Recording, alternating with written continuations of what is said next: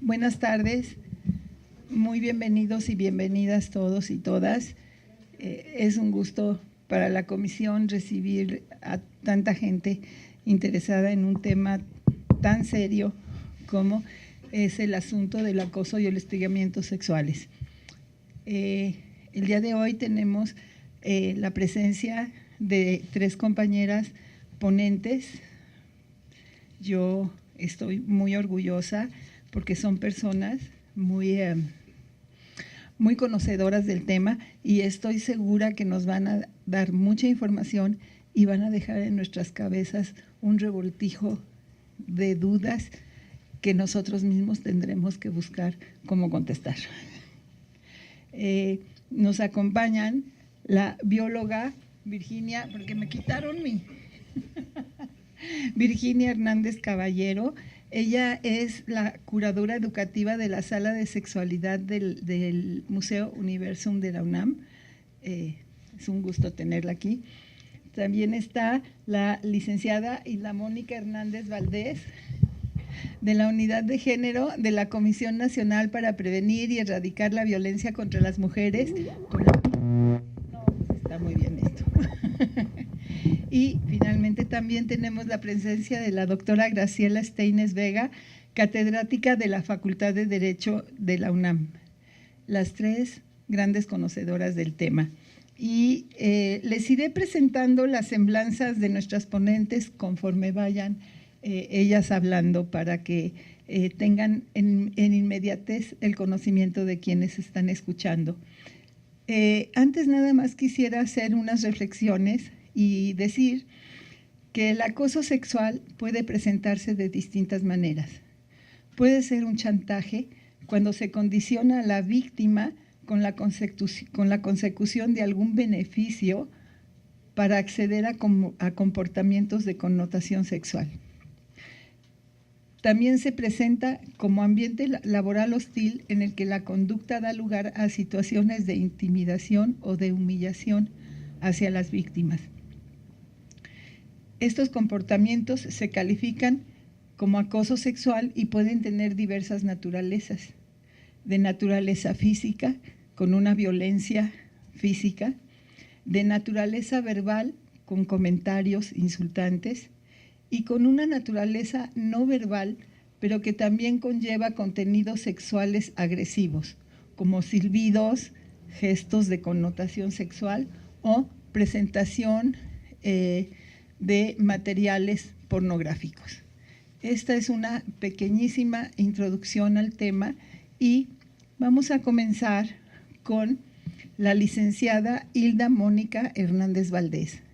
Ella es licenciada en Psicología por la UNAM y maestra en Antropología Social por el CIESAS. Cuenta con experiencia en la realización de investigaciones en donde ha incorporado la perspectiva de género sobre temas diferentes como la participación de las mujeres en la historia de México, la promoción de los derechos de la infancia en Oaxaca y el consumo de drogas en la población adolescente de la Ciudad de México. También ha participado en procesos de diseño e impartición de capacitación dirigidos a niñas, niños y adolescentes de Oaxaca y de casas hogar de la Ciudad de México, a mujeres de comunidades indígenas, a docentes y de manera relevante a servidoras y servidores públicos en temas de derechos humanos y perspectiva de género. Desde finales del 2010, trabaja en la Comisión Nacional para Prevenir y Erradicar la Violencia contra las Mujeres y desde el 2017 es directora en el área de la Unidad de Género, donde coordina las actividades de la Red de Enlaces de Género de la Secretaría de Gobernación para promover el cumplimiento de las políticas nacionales de igualdad. Le cedo la palabra por 20 minutos a la licenciada Hilda Mónica. Por favor. Por favor, gracias. Pues muy buenas tardes. ¿Sí se escucha bien? ¿Sí? Muy buenas tardes a todas las personas que nos acompañan el día de hoy. En nombre de la Comisionada Nacional, la doctora Ángela Quiroga, agradecemos mucho la invitación a participar en este espacio.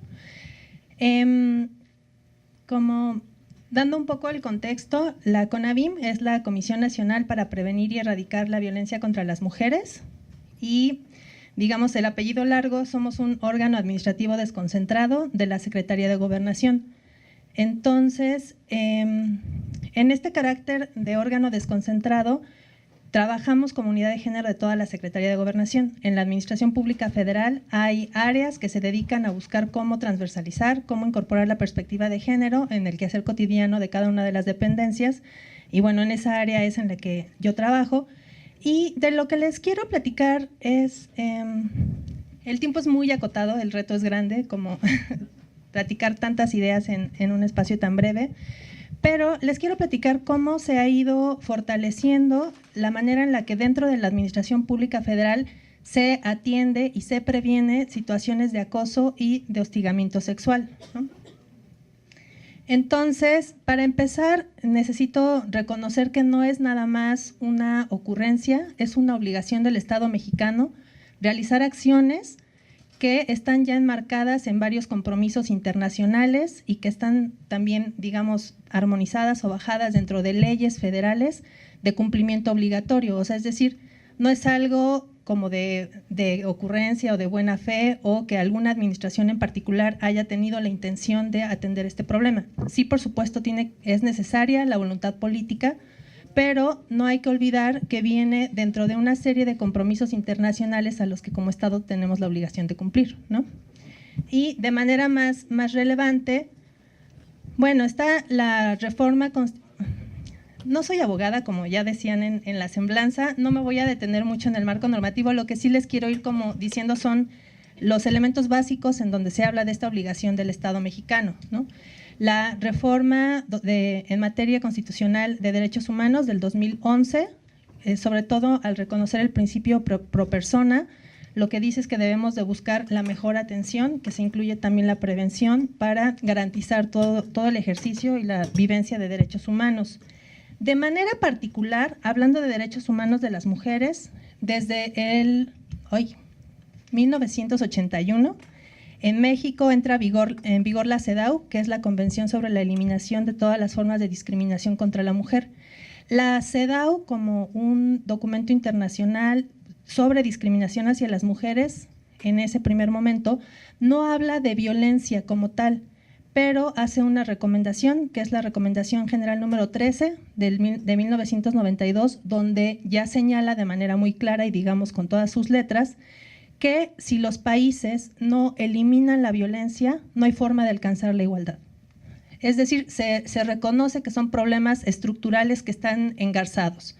Si queremos alcanzar igualdad, necesitamos garantizar que en los diferentes espacios de convivencia no haya prácticas de violencia, ¿no? Si en la escuela o en un espacio de trabajo las mujeres sufren actos de violencia, como pudiera ser el acoso y el hostigamiento sexual, es muy probable que renuncien, que no obtengan ascensos, etcétera, y por lo tanto es imposible que alcancemos igualdad, estemos en igualdad de condiciones en estos espacios. Eso es en lo concerniente a la CEDAW, pero también entrando en vigor en 1998 para México está la Convención de Belém do Pará. Es una convención que pertenece al Sistema Interamericano de Derechos Humanos, que se firma en esta ciudad de Brasil, que es Belém do Pará, y esta es una convención específica para prevenir, atender y erradicar violencia contra las mujeres. Digamos, son los documentos o las convenciones internacionales que ponen de manera más clara la atención sobre la necesidad de garantizar espacios libres de violencia, ¿no? Y finalmente, un poco en cumplimiento con la Convención de Belém do Pará, se publica en 2007 la Ley General de Acceso de las Mujeres a una Vida Libre de Violencia. No sé si ubican la existencia de esta ley. ¿Sí? A mí una de las partes que me parece como más interesante de la Ley General de Acceso es el modelo. O sea, conceptualmente nos ofrece un modelo de cómo podemos entender o qué se puede entender por violencia contra las mujeres, ¿no? Plantea tipos y modalidades. Las modalidades son los ámbitos o los espacios en donde ocurre la violencia y señala que en el espacio laboral, ¿no?, en el ámbito laboral o docente, porque comparten características las escuelas y los espacios de trabajo, una de las violencias más preocupantes son el acoso y el hostigamiento sexual. Entonces México le reporta al Estado mexicano qué es lo que ha hecho en cumplimiento de estas convenciones, al Comité de la CEDAW, y sale una recomendación en 2012 que lo que señala es, dentro de la Administración Pública Federal no tienes procedimientos claros, vigentes, homólogos para atender el acoso y el hostigamiento sexual. Entonces, en cumplimiento de esta recomendación del Comité de la CEDAW, es que en el 2016 se publica el protocolo para prevenir, atender, bueno, ahí están como el nombre, que siempre son nombres como enormes, ¿no? Prevenir, atender y sancionar el hostigamiento sexual y el acoso sexual, que, digamos, está delimitado al ámbito de la Administración Pública Federal. Y de manera interesante también se publica unos meses después, el protocolo se publica en agosto, el 31 de agosto de 2016, y las reglas de integridad un mes después incluyen una regla que es comportamiento digno. Y por ahí vamos viendo cómo se construye, cómo se entiende lo que se puede considerar como acoso o como hostigamiento sexual dentro de la Administración Pública Federal. La regla de comportamiento digno lo que dice es como una serie de conductas tal cual que al realizarlas estamos cumpliendo, bueno, se están realizando actos de acoso sexual o de hostigamiento sexual. Y son una serie de situaciones que la fortaleza es que ya están nombradas, ¿no? Digamos, hace un listado en donde plantea, por ejemplo, que, bueno, según la Ley General de Acceso, ¿sí ubican cómo se distingue acoso y hostigamiento sexual?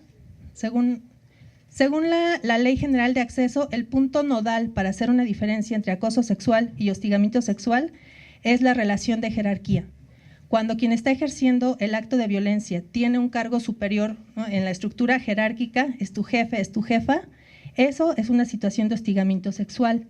Si quien está teniendo estas agresiones es un compañero, una compañera o incluso alguien que está a tu cargo, un subordinado, digamos, eso es acoso sexual, ¿no? Entonces, plantean estas dos definiciones. Por supuesto es más sancionable, administrativamente hay consecuencias mayores cuando quien está cometiendo la conducta es tu jefe o tu jefa, reconociendo que este mal uso del poder que la institución o la dependencia le está dando amerita una mayor sanción. Digamos, es más reprobable este tipo de conductas, ¿no? Y la serie de cosas que menciona se pueden también catalogar en conductas de carácter físico, de carácter verbal y de carácter no verbal. La regla de comportamiento digno lo que nos dice es que es enunciativa. Esta frase la usan mucho las y los abogados, que es enunciativa más no limitativa, ¿no? Son una serie de ejemplos, pero puede haber otros que no por no estar mencionados en esta regla de integridad no son considerados o se desechan como acoso y hostigamiento sexual, ¿no? Habla, por ejemplo, de mostrar deliberadamente partes de tu cuerpo, hacer señas con una connotación sexual hacia la otra persona, espiar, mandar mensajes, enseñar carteles. Habla también de otras situaciones. Es que la letra está ahí súper chiquita. Parte interesante es que, por ejemplo, señala difundir rumores, como un ejemplo muy concreto, difundir rumores sobre la vida íntima de la persona, ¿no? Esto ocurre en los espacios de trabajo o en los espacios de convivencia en las escuelas, que se empiece a hablar falsamente o que se hagan preguntas sobre la vida sexual de la compañera o el compañero, ¿no?, en un espacio privado, en un espacio, por ejemplo, de convivencia, en donde no es ni es el objetivo ni la razón y la conducta no es deseada, pues. Creemos que es un gran acierto el que se haya planteado hacer toda esta serie de conductas mencionadas tal cual, porque, digamos, una realidad que también me toca ver dentro de la administración pública es que se suele minimizar la gravedad de estas cosas, ¿no? Por ejemplo, la parte de difundir rumores, si se mete una queja, se podría decir, bueno, pues no es para tanto, ¿no? O sea, no la golpeé, no fue violencia tan grave, ¿no? No hay consecuencias. Sin embargo, la regla de actuación de comportamiento digno lo que nos señala es que en la administración pública no debemos comportarnos así. En realidad no es normal y no es adecuado y sí está habiendo una transgresión a la dignidad, a la integridad de la persona. Y dentro de esta serie de reglas que están ahí señaladas, también entrando un poco a la parte de prevención, también digamos, el protocolo lo que hace es incluir una figura adicional que son las personas consejeras. Es decir, dentro de la Administración Pública Federal debe de haber gente especializada en el tema que pueda darles una atención adecuada, ¿no? Que sepa y que les pueda dar como una devolución. Por ejemplo, hay muchas veces que si una mujer sufre una situación de violencia en el espacio de trabajo y sabe que hay una unidad de género, se puede acercar a la unidad de género y decir, es que me están violentando por ser mujer, ¿no?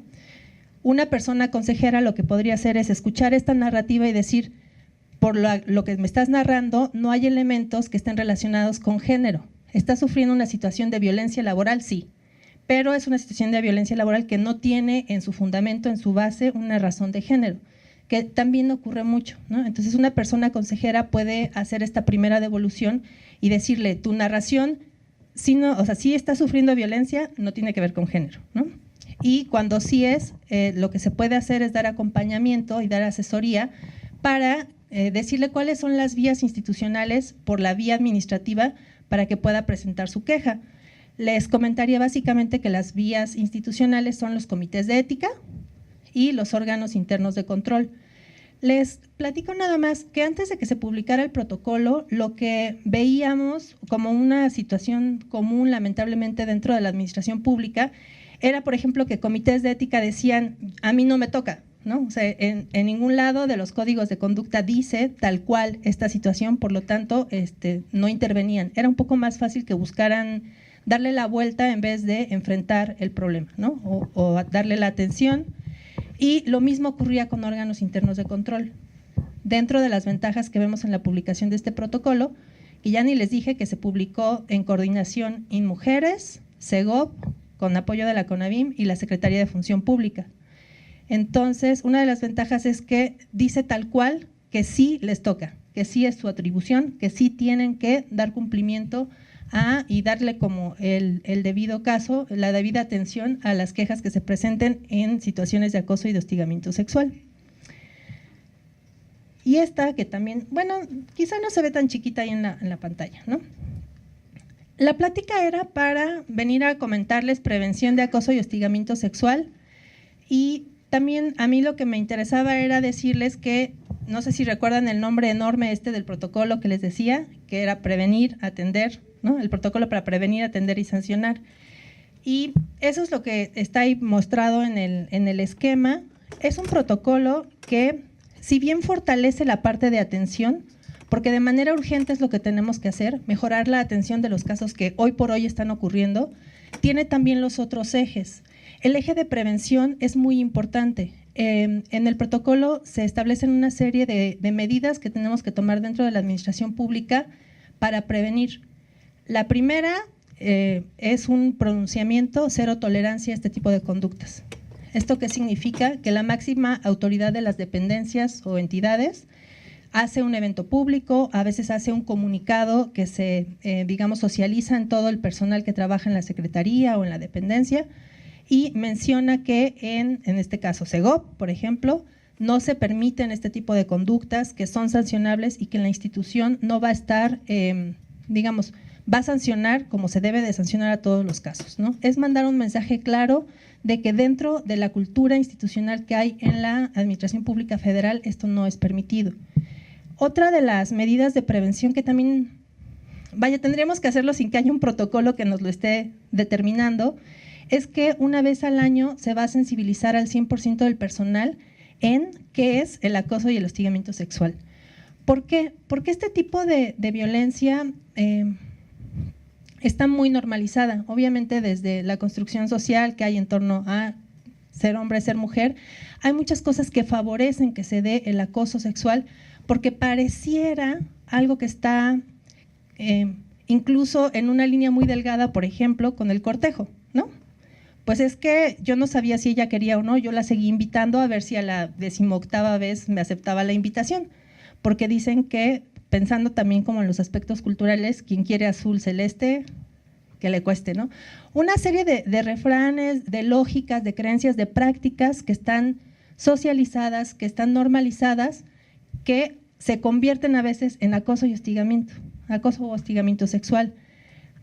Sí hay criterios para determinar lo que es cortejo, por ejemplo, de lo que es acoso y hostigamiento, pero esto se tiene que saber, o sea, tenemos que quitarle esos como ya pretextos o salidas fáciles que a veces se repiten cada que se presenta un caso, irnos cuestionando qué tan cierto es que un no es un sí a medias, ¿no?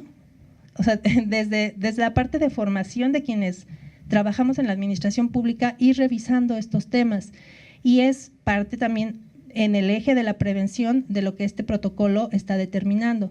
Les decía, prevenir, atender. Les platicaba que en la parte de atención se fortalece con las personas consejeras. En sancionar también queda muy claro, ¿no?, que esto sí se tiene que sancionar y cuáles son las vías administrativas que se van a utilizar para tal efecto.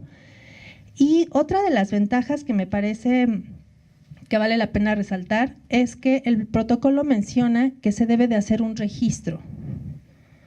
Este registro tiene que ser público también.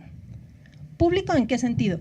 No se va a hacer un registro público en donde diga la persona tal presentó una queja contra tal otro, ¿no? Es decir, se debe de mantener anonimato y confidencialidad por naturaleza misma de la situación, pero públicamente se tienen que hacer registros de la incidencia de este tipo de quejas dentro de todas las dependencias, y de manera muy relevante también lo que se debe de mencionar es cuál fue la resolución de los casos. ¿Por qué? Mucho de la tendencia era que en general es uno de los tipos de violencia que tienen su representación en las quejas. Muy pocas víctimas se acercan a la institución para decir me está ocurriendo esto, ¿no? Esa es como una de las limitantes que hay para saber la dimensión del fenómeno, pero también es cierto que cuando una presunta víctima, puede ser hombre también, y el protocolo también contempla esta situación, hombre o mujer, una presunta víctima se acerca a decir me está ocurriendo esta situación, lo que ocurría era que los OICES, si aceptaban tomar la queja y hacían el procedimiento, la conclusión era que se desestimaban, es decir, no hay evidencia, porque son delitos que ocurren a veces en la intimidad. Se espera que esté sola la víctima para acercarse a decirle el comentario o hacer como cierto acercamiento físico, etcétera. Entonces, no había como evidencias bajo la lógica en la que operan los órganos internos de control, que es muéstrame la prueba fehaciente, el correo electrónico, etcétera, ¿no? Entonces, al final se desestimaban. Entonces, lo que se busca en el protocolo cuando se plantea que se van a hacer registros anuales y estos registros van a ser públicos, es ir dando un seguimiento en ese sentido. ¿Ha habido más quejas? Quizás sí, cuando se publicó que fue en el 2016 no hubo tantas quejas y en el 2017 ya hay más, no significa necesariamente que el fenómeno haya aumentado en ese periodo, solo que se conoce más que existe y que sí se va a sancionar y la gente empieza a tener confianza en estos mecanismos, ¿no? Y otro plus es ver de qué manera están determinando los OICES las resoluciones. Y tampoco significa que entonces ahora todas las quejas vayan a terminar en una sanción. Se debería, ¿no? Lo que se debe de garantizar también es que haya un debido proceso, que haya una investigación adecuada en donde también se escucha a la contraparte y se tomen como evidencias de ambos lados, ¿no? Entonces, bajo estos 4 ejes es que existe este protocolo y tiene, digamos, relativamente poco su publicación, pero sí me parece importante irlo difundiendo también para saber cómo dentro de la administración pública se está tomando estas medidas de prevención y la atención, en el sentido de que una mejor atención también es una forma de prevenir que sigan ocurriendo estas situaciones en un futuro, ¿no?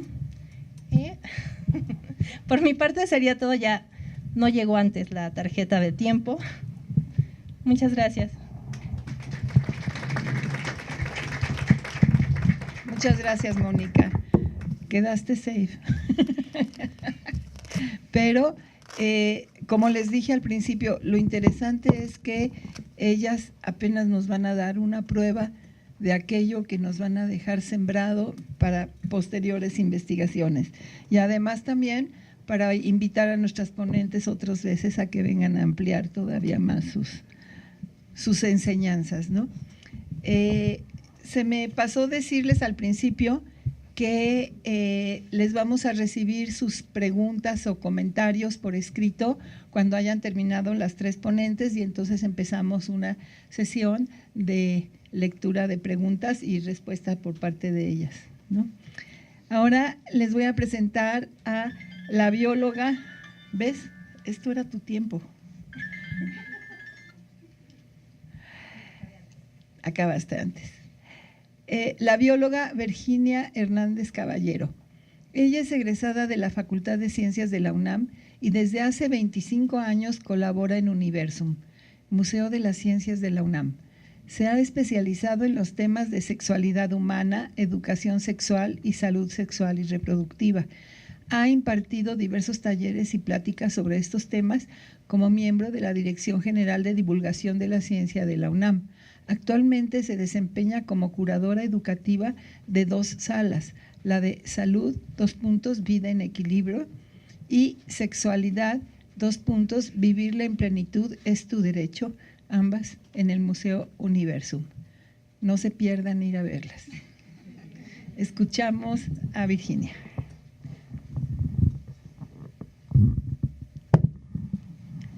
Hola, ¿qué tal? Antes que nada, gracias por la invitación. Es un placer, un privilegio y un gusto estar aquí con ustedes, platicando. Y la verdad es que cuando tuve la invitación a esta mesa, sinceramente la visualicé un poco más casual, ¿no? Más dinámica, en el sentido de que cuando hay un diálogo entre 2 personas es muy rico escuchar, ¿no? Porque de alguna manera detectas las necesidades e intereses. Pero también es muy interesante que si te invitan, pues obviamente tú vas a dialogar. Y bueno, les voy a compartir un poco, primero que nada, diciéndoles que cuando esta invitación a la temática, por supuesto que es un tema súper importante y yo creo que es necesario. Estoy segura que la educación es una de las herramientas más poderosas para prevenir problemas sociales o de salud. Indudablemente, creo que eso lo tengo muy claro y creo que nadie dudaría en que educación es lo que nos falta, ¿no? Y en este sentido, correspondiendo a lo que sería la reforma integral de la educación básica, particularmente con los principios pedagógicos que sustentan el plan de estudios vigente, donde la educación sexual junto con la equidad de género y la educación en derechos humanos son algunos de los temas de relevancia social que forman parte en estos espacios de forma curricular y contribuyen a la formación crítica, responsable, participativa de los estudiantes, ¿no? Cuando se les habla en este sentido. Por otra parte, la promoción de la salud sexual a través de la educación sexual integral ha sido reconocida como una excelente estrategia de prevención.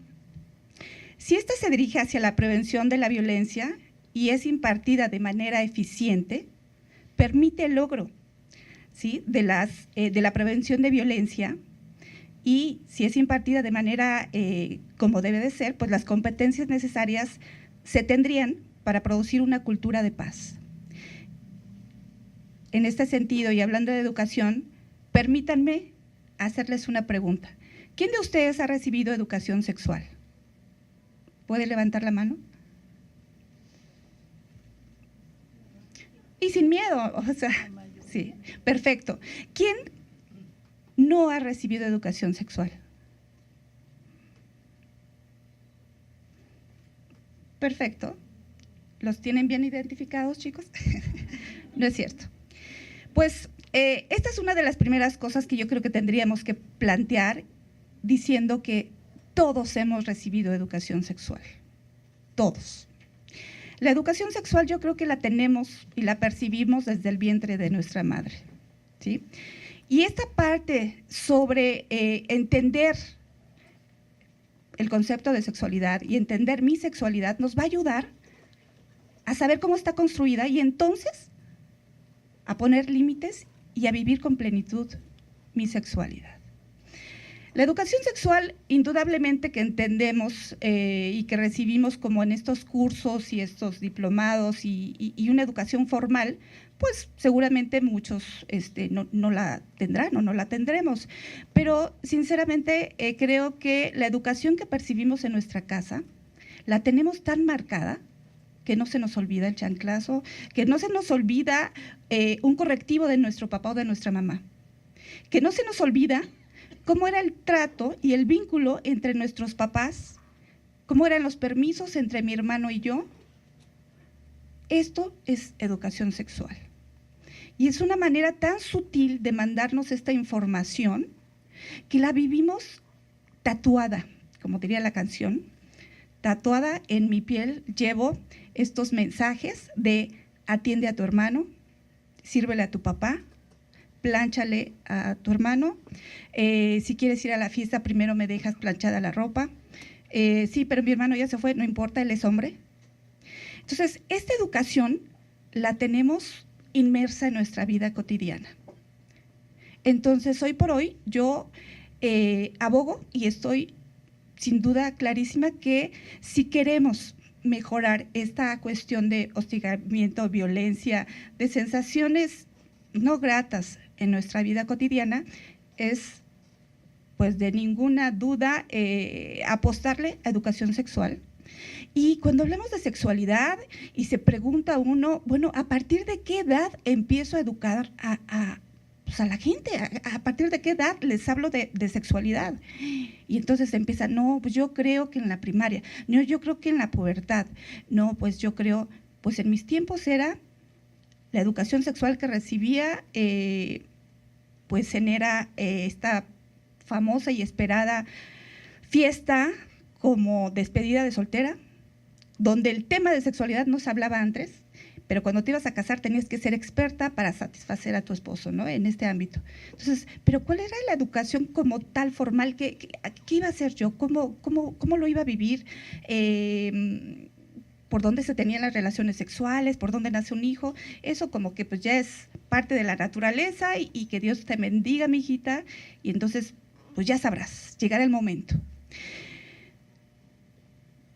Por supuesto que esta educación, cuando empezamos a entender y a estudiar la sexualidad, y hoy en día contamos con mucha información científica en este ámbito de la sexualidad, pues sabemos que la sexualidad la tenemos desde que nacemos hasta que morimos, que va cambiando, va transformándose.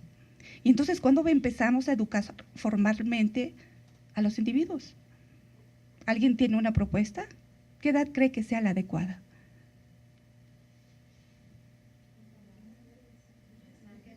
¿3 años? Dilo. Exacto.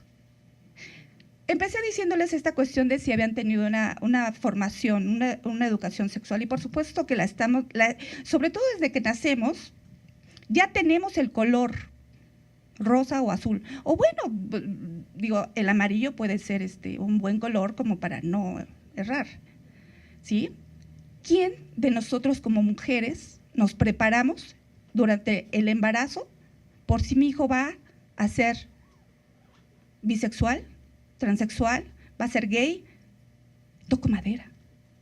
Y yo pienso en niña o en niño. Y que esté completito. Pero esto no entra. Eso es cosa como impensable. Y ni siquiera es como, no lo convoques. No hables de eso. Pero la realidad es que existe. Y es parte de nuestra, yo diría, biodiversidad, de nuestra diversidad.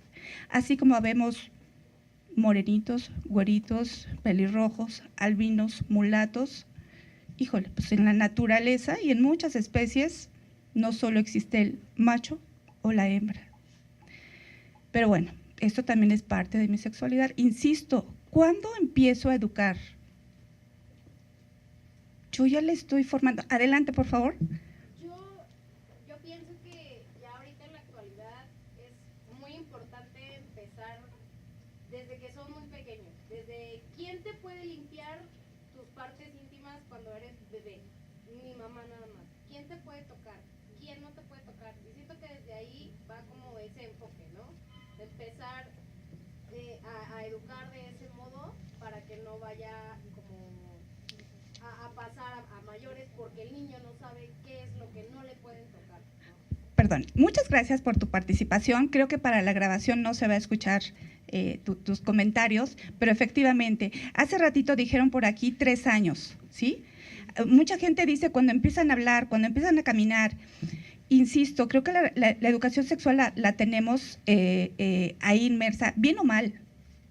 Entonces yo abogo por una educación sexual integral, pero donde empecemos nosotros como adultos, ¿sí? A conocer mi sexualidad, a conocer mis derechos, a tener una salud sexual, porque vivir con violencia no es tener una salud sana.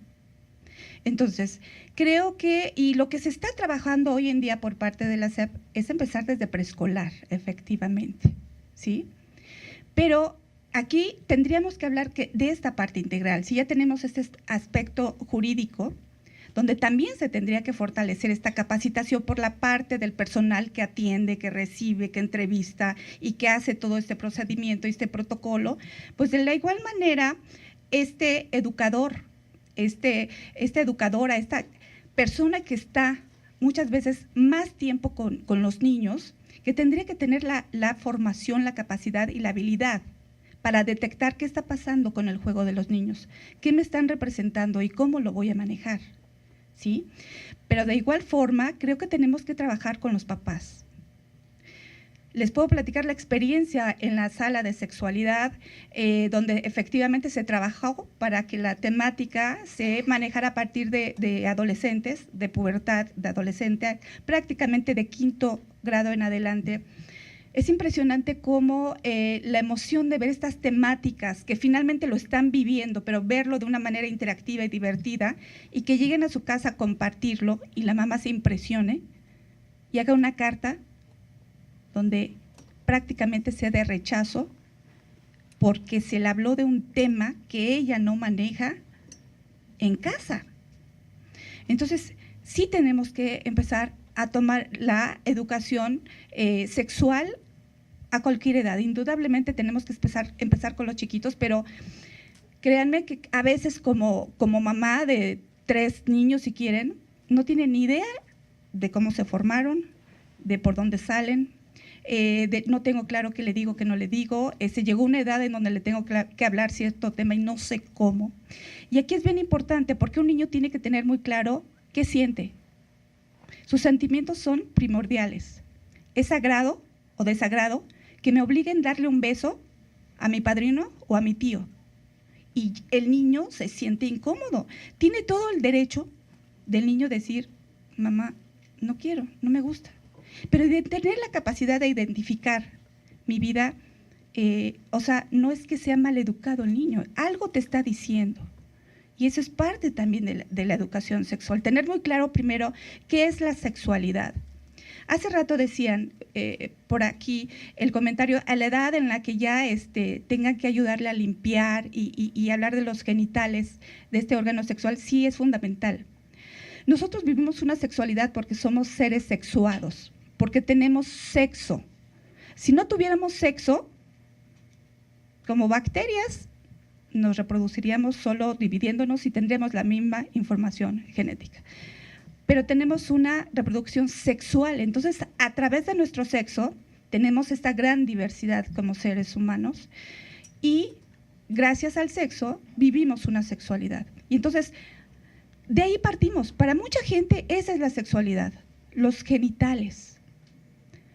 Hoy en día, y sobre todo ahora con lo que se habla de la educación, se toma muy en cuenta este modelo holónico de la sexualidad humana del doctor Eusebio Rubio, en donde nos habla de 4 holones o 4 potencialidades humanas importantísimas que construyen esta sexualidad, ¿sí? Y sin duda alguna está la reproducción, que nos habla de estos genitales, de su producción. Pero ¿qué pasa con aquellas personas que deciden no tener hijos o que no pueden tener hijos? Se complica, pero su sexualidad se vive. Y entonces hoy en día la manejamos como la reproductividad, porque a través de justo una buena enseñanza, un buen libro, un buen curso, yo estoy reproduciendo, ¿sí? Entonces la reproductividad es una parte fundamental de la sexualidad. El cómo siento, esta sensación grata que me hace sentir placer, que llamamos el erotismo, es otra parte importante. ¿Qué está expresando el niño a lo mejor en sus primeros roces? Identificamos que mi hijo se está masturbando y entonces lo reprimo, lo asusto, eso es sucio, eso es malo. En lugar de decirle a mi vida, ¿sabes qué? Pon atención en esto, la higiene es importante. Y que un lugar adecuado, ¿sí? La privacidad es fundamental. Entonces el erotismo también es muy importante. Esta parte de qué me toca hacer como hombre o como mujer. ¿De veras me toca hacer algo como hombre o como mujer? Este rol de género que estoy jugando, ¿qué están haciendo mis papás como mamá y como papá? ¿Quién lava los trastes? Hoy en día creo que es indiscutible que todo mundo tenemos la necesidad de comer, de lavar trastes, de divertirnos. Entonces, ¿cómo estamos viviendo hoy en día el género, que es tan importante? Pero creo que uno de los puntos de esta teoría holónica que es importantísima son los vínculos afectivos. Y es ahí donde entra justamente esta parte de hostigamiento y acoso. Porque a través de los vínculos afectivos que aprendemos en casa, es justamente cómo voy a estar viviendo y reproduciendo lo que estoy viviendo en casa. Si estoy siendo agredida como niña, si estoy siendo abusada, si esto se permite, si esto se permite en casa y lo estoy aprendiendo, lo voy a reproducir.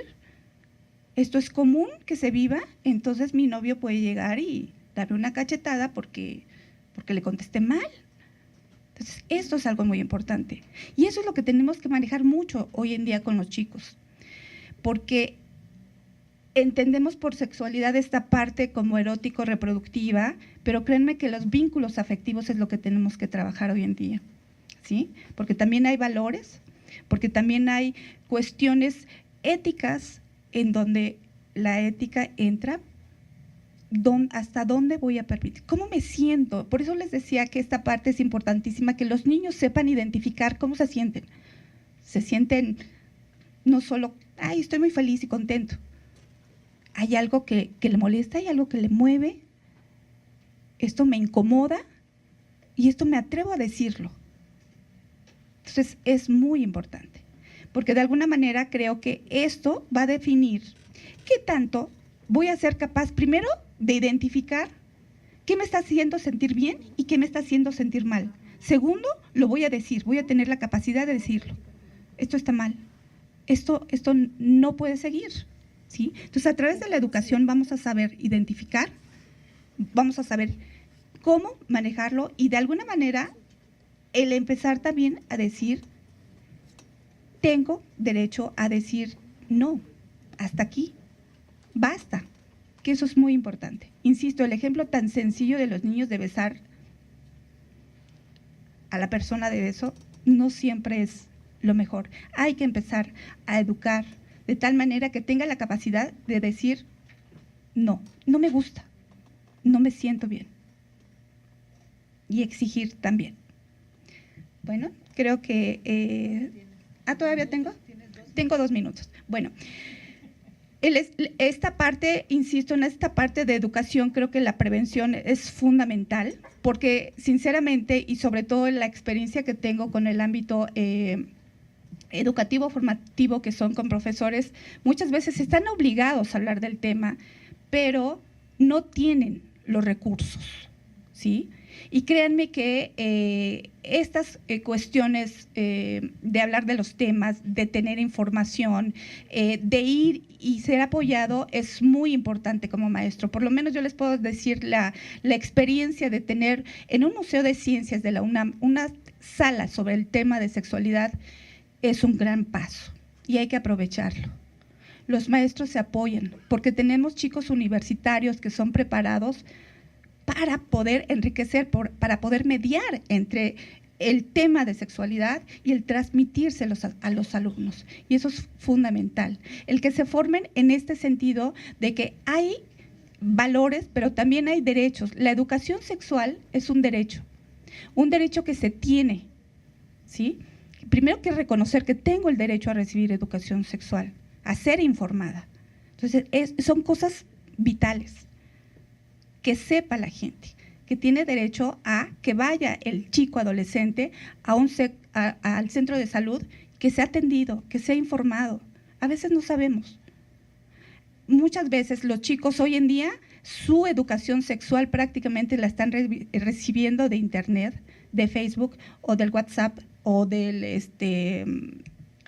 Instagram, de sus cuates y de la pornografía que reciben. Esa es la educación sexual que tienen, ¿sí?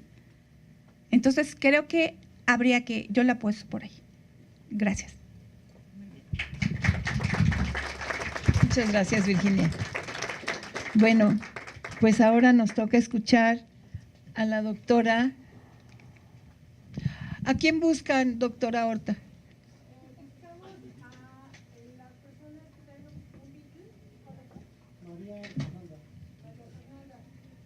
Ya.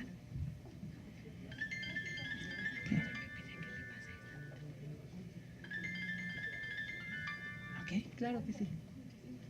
Ajá. ¿Ya se nos fue? Sí, ¿dónde está? Bueno, mientras les voy leyendo, la doctora Steines es experta en Derecho fundamentales de la salud y del trabajo transdisciplinario. Es catedrática de la Facultad de Derecho por oposición desde 1992. Realizó los estudios de doctorado en Derecho Constitucional en la Universidad Complutense de Madrid. Tiene maestría en Educación con énfasis en trabajo colaborativo. Realiza el doctorado en Ciencias de la Complejidad actualmente. Ha trabajado con población adolescente desde 1999, formando la red Salud y Desarrollo. Ha participado en numerosos foros académicos nacionales e internacionales. Dedicó 15 años al servicio público en el plano federal, colaborando en la primera visitaduría de esta Comisión Nacional en su etapa de fundación. Es miembro de la Comisión de Género de la Facultad de Derecho y pertenece a 5 asociaciones de expertos, como por ejemplo la FEMES. Vamos a escuchar a la doctora Steines. Muchas gracias. Muchísimas gracias, de verdad, muy gentiles. Estoy muy agradecida con el ombudsman, el maestro Luis Raúl González Pérez, con la titular de este centro, la doctora Julieta Morales, con una queridísima amiga maestra también muy prestigiosa que tiene mucho espacio en la televisión, la maestra María Elena Horta, y pues yo me siento privilegiada de tener este espacio de comunicación con ustedes y con mis colegas. Yo voy a hacer una presentación que va a tener mucho que ver casi con cierta información empírica, y yo quisiera invitarlos a unirse a esta red de salud y desarrollo, porque creo que finalmente es un componente esencial de la felicidad. El estar con salud y poder desarrollarnos, pues es algo que nos permite tener aliento, y porque finalmente es el punto clave de la reforma en derechos fundamentales de 2011. La reforma de 2011 tiene que ver con no más discursos, tenemos muchos discursos, tenemos muchas normas, y lo que necesitamos es eficacia.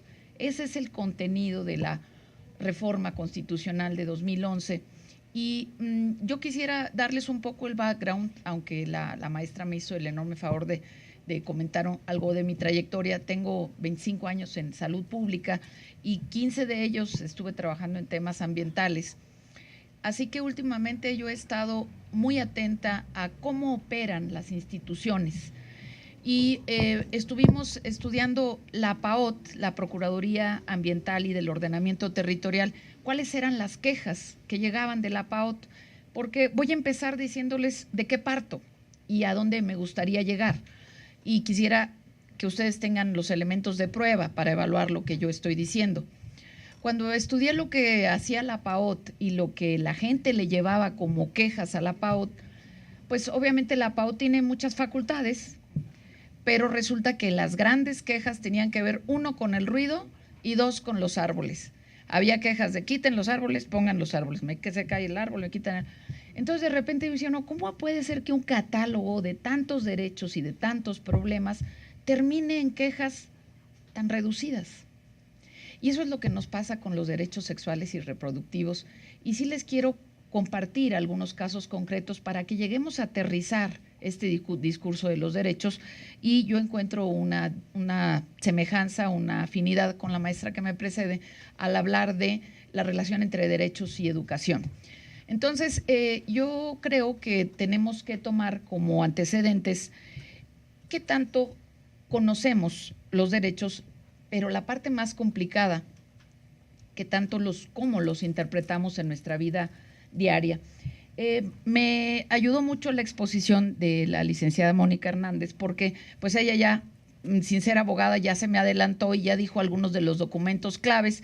Yo nada más quisiera con ella fijar el año de 1993, que es un año muy importante, cuando en el plano internacional se genera la conferencia del Cairo sobre población y migración, que detona una serie de tópicos para poner en la mesa qué necesitamos respecto al discurso de los derechos. Entonces, yo sí quisiera compartirles estas preguntas, porque se me irían los 15 minutos nada más en leerles el marco jurídico de los derechos sexuales y reproductivos y de los derechos de las mujeres y de los niños. Se me irían los 15 minutos nomás en leer los títulos. Entonces, ¿cuántos tratados y leyes internacionales vigentes creen ustedes que promueven la inclusión y la vida libre de violencia? Pues si les digo que 500, a lo mejor serían pocos, porque empezamos por el plano internacional, empezamos desde 1789, luego Fundación de Naciones Unidas, nos vamos al 93, crisis del 94. Entonces, muchos instrumentos que van desde tratados, convenios, convenciones, foros, leyes, reglamentos, reformas constitucionales. Entonces, tenemos muchísimas normas en el plano penal, en el administrativo, en el civil. Entonces, ahorita ustedes váyanse con la tranquilidad de que normas que tengan todo esto no sobran. Pero eso ya no nos interesa, o al menos a muchos ya no nos interesa desde las perspectivas jurídicas contemporáneas. La reforma constitucional de derechos fundamentales se distingue del término que todos conocemos de derechos humanos, en que busca lo que bien mencionaba la licenciada Mónica, los mecanismos para hacer efectivos los derechos, para que los derechos sean una experiencia, por eso lo puse así, ese es el título que yo les pongo aquí, experiencia cotidiana de los derechos fundamentales. En el Instituto de Jurídicas hace 2 años se hizo una presentación sobre un informe y foros que también se desarrollaron en esta comisión respecto a la justicia cotidiana, un tema que yo vengo manejando, empujando desde hace 15 años. La justicia de todos los días, cuando llegamos a una ventanilla a pedir un condón, o para llegar a saber cuándo son los servicios reproductivos, cuándo se empieza a menstruar, por qué sí puedo o no puedo ponerme un parche si no tengo 18 años, y en donde las ventanillas se van cerrando, en una farmacia, en un centro de salud o en los distintos lugares. Entonces, yo más que nada con esta pregunta les digo, leyes tenemos de sobra. Las leyes no las hacemos necesariamente los abogados. Ustedes saben que son un discurso político que se refieren en una arena política que es el poder legislativo. Claro que hay abogados que revisamos y sugerimos, pero finalmente las decisiones y el lenguaje que contienen esas leyes pues son políticos. A mí me llama mucho la atención, tengo muchos años trabajando con biólogos, antropólogos, psicólogos, y la gente quiere leyes con más dientes, leyes con más sanciones, y ese es un modelo que está fracasado. Lo que necesitamos son leyes con mejor supervisión y mejores mecanismos para la supervisión. Necesitamos informes que se ocupen. Tenemos informes que se van y se quedan en un cajón, y entonces la información empírica, ¿para qué nos sirvió? Yo me quedé impresionada, altamente impresionada, cuando en Finlandia me di cuenta lo que hacen cuando un niño falta más de 3 veces a la escuela. Cuando un niño falta más de 3 veces, inmediatamente hay servicios sociales, llaman a los papás, hacen una cita y entonces van a ver por qué está faltando el niño, piden una visita a la casa, van a ver cómo está la casa. Si nosotros hiciéramos eso, pues no acabaríamos nunca, porque ya tenemos los escritorios llenos de cosas. No, ya no me traigas ni una más. No, hombre, yo ir a visitar, ¿a qué horas? Ese es el tema de la reforma constitucional de 2011. El tema son los mecanismos para que los derechos sean una experiencia. Entonces, ¿desde cuándo tenemos todos estos términos? Prevención, acoso, hostigamiento. Pues miren, realmente estos términos sí son recientes, los tenemos de 95 para acá, los vamos encontrando cada vez con más frecuencia y fluidez, tanto en la Constitución como en las leyes, y van tomando una significación muy particular. Yo no veo nada aquí, pero voy a leer el de allá atrás. En este mismo foro presentamos una evolución y una evaluación sobre el derecho, la educación en derechos fundamentales, y el primer paso es que los conozcamos, pero el segundo paso es que los mencionemos y que los interpretemos. Porque si yo digo tengo una vida libre de violencia y tengo 16 años y me ando dando de patadas en los pasillos con los jóvenes, pues tengo una interpretación muy distinta de la vida libre de violencia, ¿no? Mátame, pégame, pero no me dejes. Entonces interpretamos la vida libre porque tenemos un imaginario, los psicólogos le llaman representaciones sociales, cosmovisión, etcétera. Y entonces ahí está el punto clave. Entonces, yo les digo que el marco que favorece la educación en derechos humanos, francamente, tiene 3 fases. Ya no la quemamos todas las fases, ya estamos ahorita en la tercera fase desde 1993. Y esto es lo que realmente permite que la persona, ya conociendo los derechos, pueda empezar a echar a andar los restantes mecanismos. Yo quisiera empezar con estos 5 puntos, por eso pongo la mano con 5 elementos claves.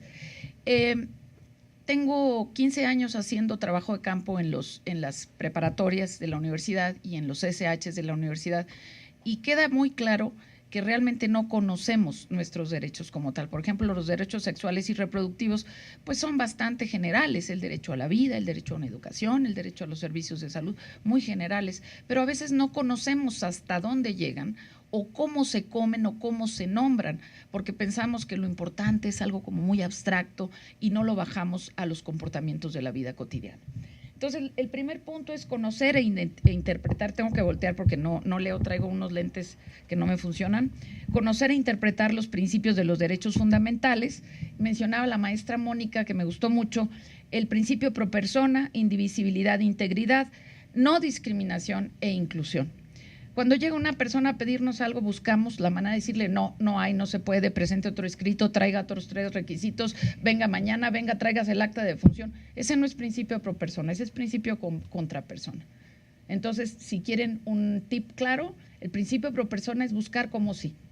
Ahora, si viene una persona y me dice, oiga, es que yo quiero en mi hospital, en mi tratamiento, quiero un menú con caviar, pues eso no está incluido. Sí hay una nutrición sana, pero el menú con caviar pues no está incluido porque, para empezar, ni es el contexto de la persona ni es el contexto de la institución de salud. En un turno, en un centro de salud cualquiera, ¿cuántas fichas médicas atiende un médico? Digamos que una cada 15 minutos. ¿Para qué te da tiempo en 15 minutos? ¿Qué es lo que todo este discurso tienes que hacer? Bueno, una cosa es lo que tengo. Un abogado muy famoso, muy conocido en el medio jurídico, que se llamaba Kelsen, que fue el creador del positivismo, tiene una maravillosa frase que dice que es imposible pasar automáticamente del deber ser al ser. Eso quiere decir que yo te digo, no mentirás, y entonces ya por eso ya nadie va a mentir.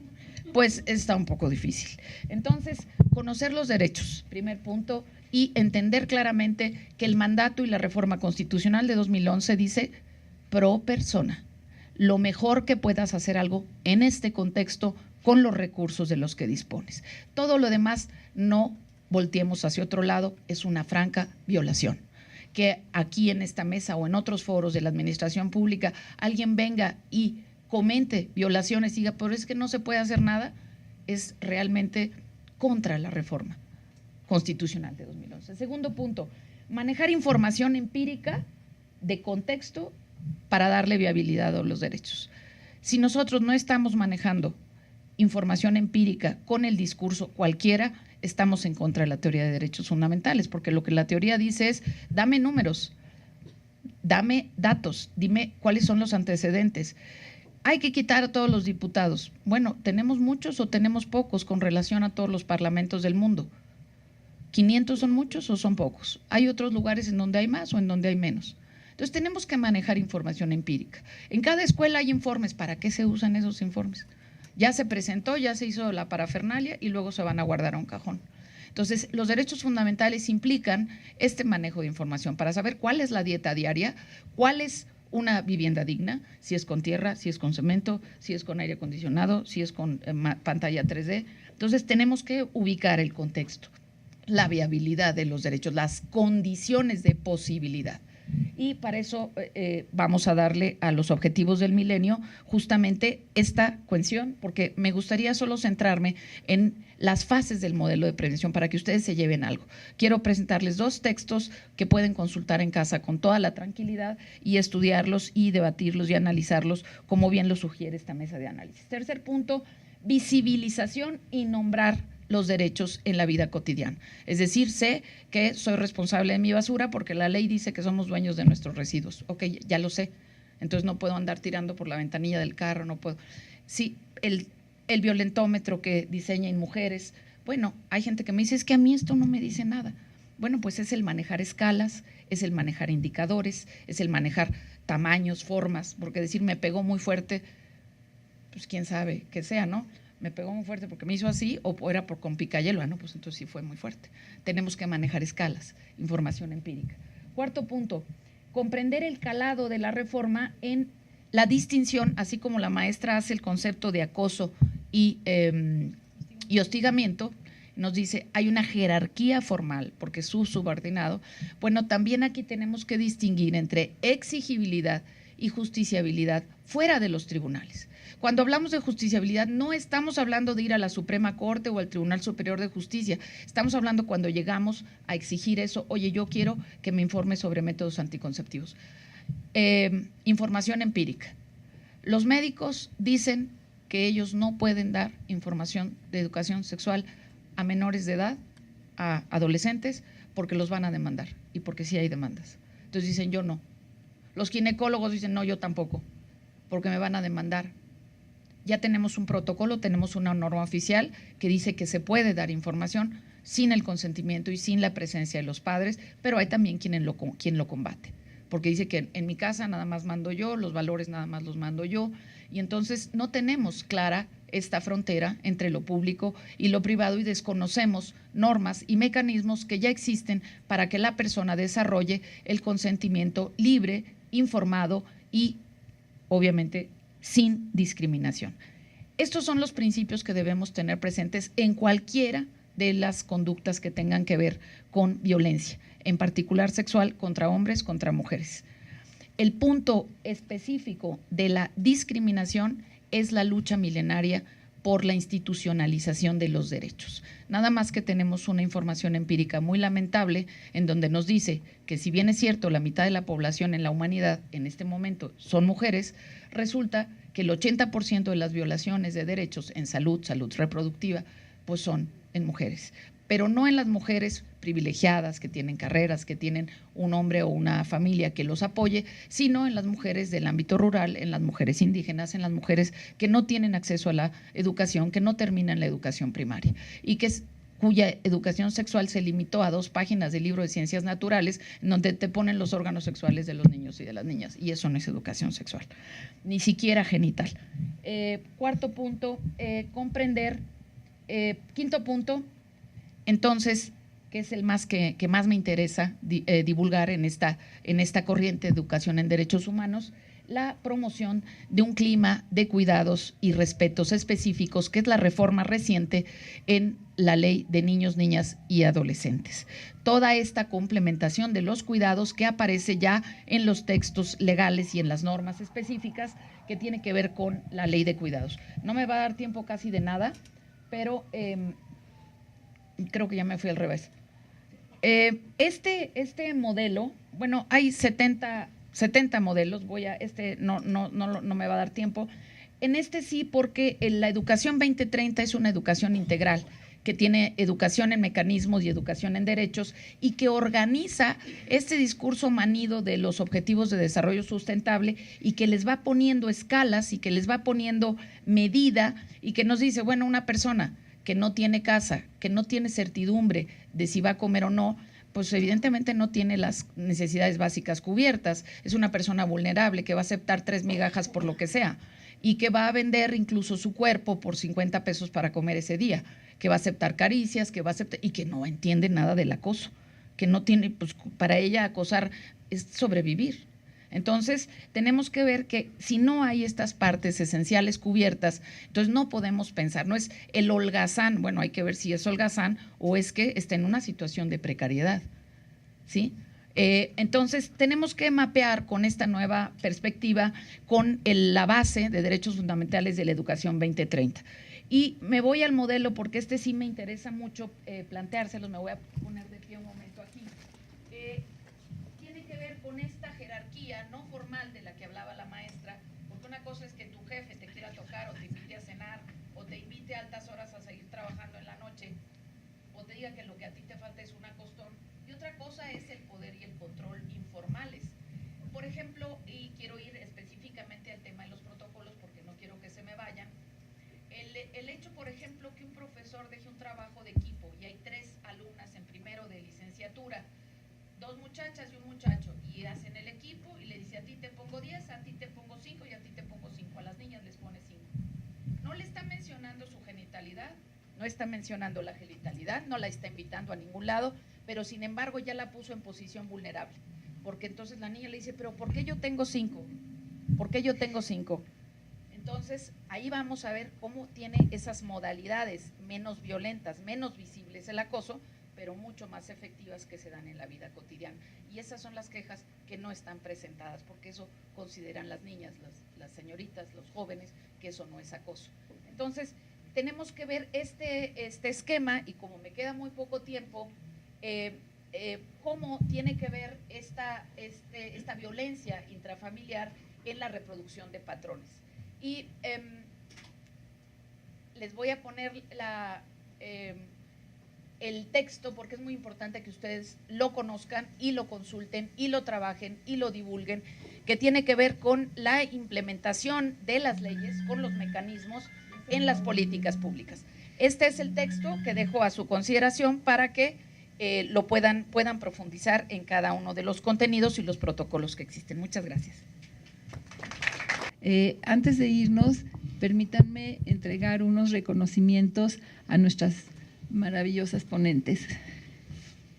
A la licenciada Hilda Mónica Hernández.